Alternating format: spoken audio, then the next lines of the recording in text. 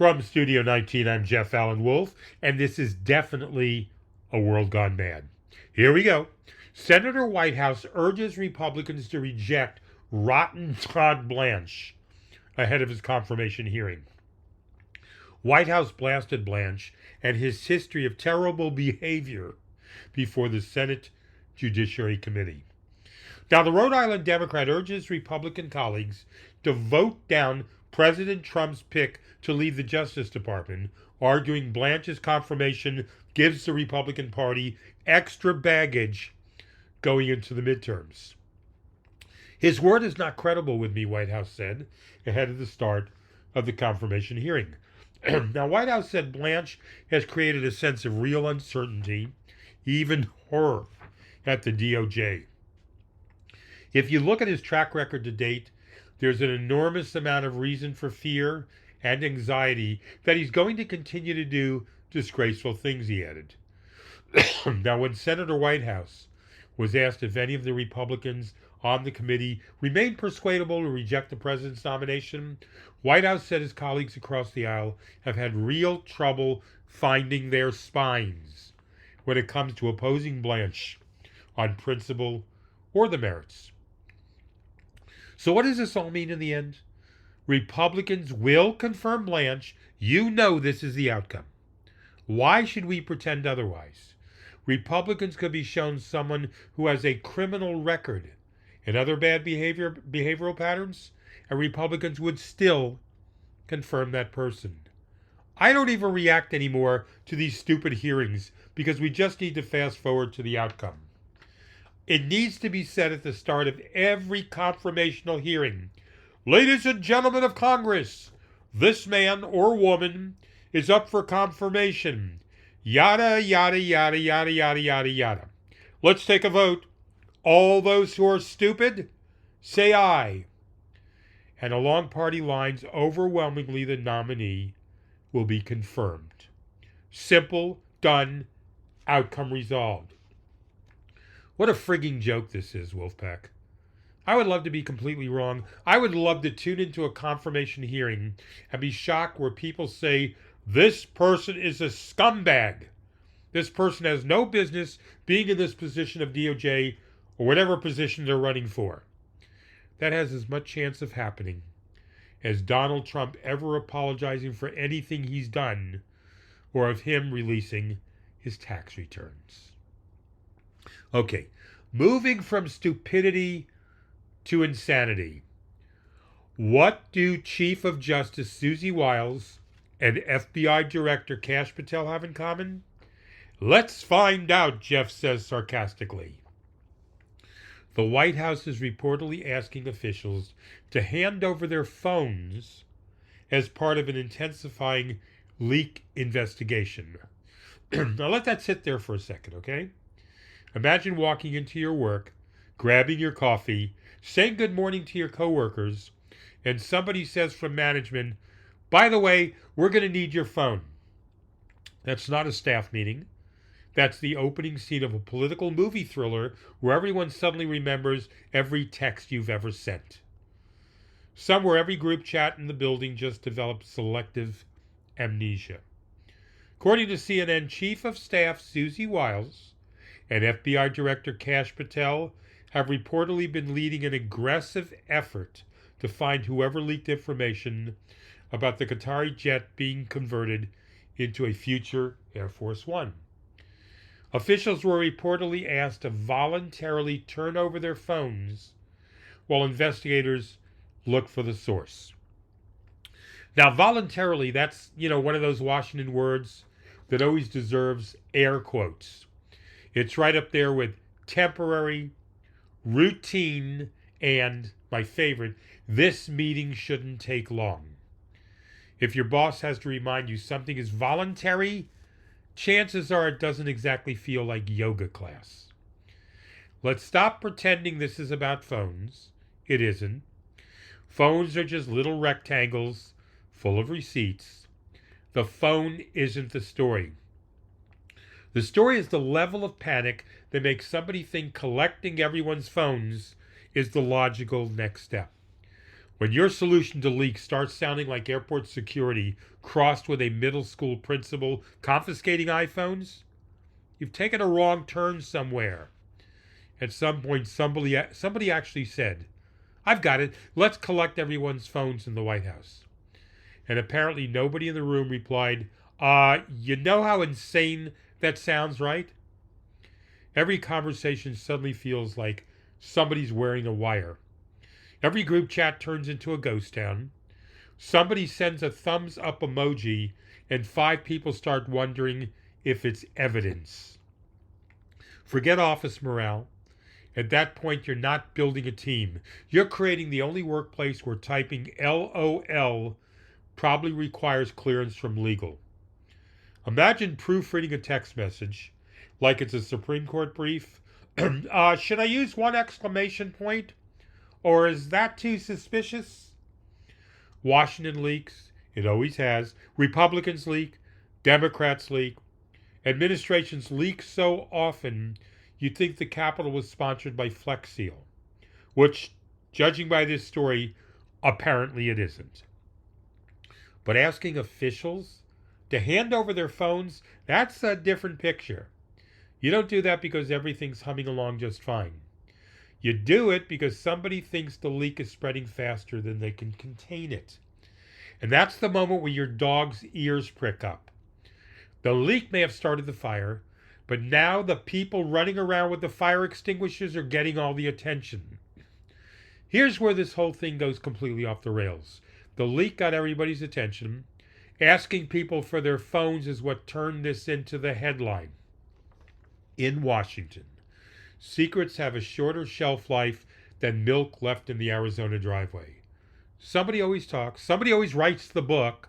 Somebody always becomes an anonymous source 6 months after insisting they'd never discuss internal deliberations. That's practically a retirement plan in Washington. So every administration promises to stop the leaks. Very few get to the point where the solution starts with, "Everybody, empty your pockets." That's the kind of idea that only sounds normal after everybody in the room has convinced themselves that normal left the building an hour ago. Because once you've reported, or you're reportedly asking people to hand over their phones, you've moved away beyond plugging a leak. You're sending a message to everyone in that building that trust has officially left the chat. Forget the politics for a second. Picture the scene. Adults living inside the White House, looking around the room and deciding the next logical step was, "Everybody line up. Let me see what's in your pockets." That's not an image you expect from the most powerful office in the world. It's an image you expect from a company where somebody stole lunches out of the break room refrigerator. CompUSA, Best Buy, Target, etc. If that's where things are now, I'd hate to see what happens the next time somebody whispers to a reporter over lunch. Donald Trump is set to deliver a prime-time address focused on voting machine security and alleged foreign influence in U.S. elections. He's also expected to release declassified intelligence documents related to those topics, including material connected to Georgia's 2020 election and the January 2021 Senate runoffs, which means, congratulations, America, we're apparently renewing Season 6 of Election 2020. At this point, 2020 isn't an election anymore. It's that relative who keeps saying they're leaving the party while standing in your doorway 45 minutes later. We have another election approaching, yet politically we're still watching the director's commentary from the last one. Georgia Senator John Ossoff says that's no coincidence. In an interview with Jen Psaki on MS Now, Ossoff argued the president is obsessed with Georgia because, in his view, black voters and black political power played a decisive role in Trump's 2020 defeat there. Ossoff also said he believes the president is laying the groundwork for what he described as a possible unconstitutional use of federal power to interfere with the upcoming midterm elections. What a shock. Those are Ossoff's allegations, and they've not been established as fact yet, but it is amazing what's happened to Georgia. It used to be famous for peaches, Coca-Cola, and the Masters Golf Tournament. Now it's apparently the center of the American political solar system. Somewhere Florida is looking around thinking, wait, we're not today's headline? One report surrounding Thursday's speech from Trump says Trump could question the legitimacy of Ossoff and fellow Georgia Senator Raphael Warnock. Ossoff dismissed that possibility, saying the president has no constitutional authority to declare them illegitimate. He added that while he believes the president lacks that power, he does have the ability to try to intimidate people. It's incredible we've reached a point where the Constitution sometimes feels less like the rule book and more like customer service. Everybody wants to speak to the manager because they didn't like the answer they got. Ossoff went even further, arguing that Trump's planned speech could serve as a foundation for challenging the midterm election results if they don't go Trump's way. Ossoff said he believes Trump's address could become a pretext for attempts to use federal power in ways he considers unconstitutional or to provide political cover for allies at all levels. Those are Ossoff's predictions about what he believes could happen. But here's the part that makes my head hurt. Trump's speech hasn't happened yet. The midterm election hasn't happened. Yet, we're already debating what might happen after something that hasn't happened. Somewhere, Back to the Future's Doc Brown is screaming, "Oh, great Scott! Stop messing with the timeline!" You can already feel Washington making its annual migration from governing to campaigning. Except it isn't annual anymore.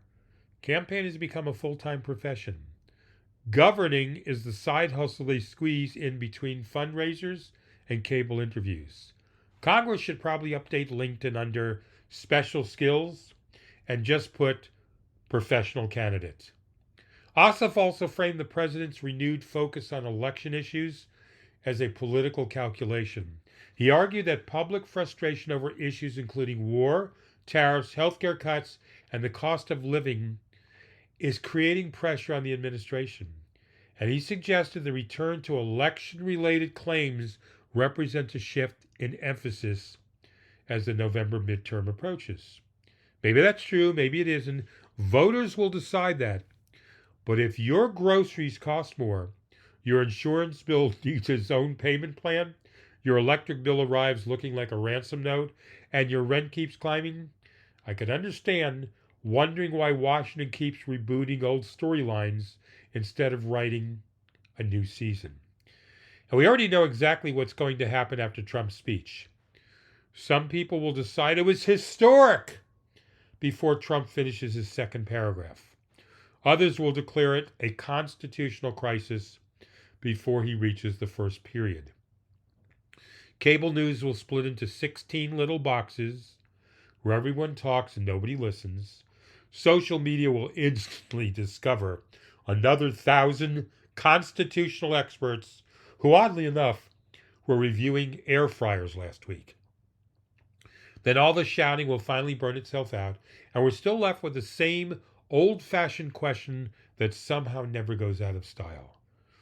Those released, declassified intelligence documents that Trump wants related to these topics, including material connected to Georgia's 2020 election and the January 2024 Senate runoffs, what do the documents actually show? It's definitely a world gone mad, Wolfpack. If you've enjoyed the podcast, found it informative, and maybe got a laugh or two, then please contribute to keeping this podcast around. There is a link in the episode description below if you care to help. I'm Jeff Allen Wolf. I'll be back Friday. Until then, I urge you, the Wolfpack, remain skeptical, question everything, please don't lose hope, and most of all, stay alert.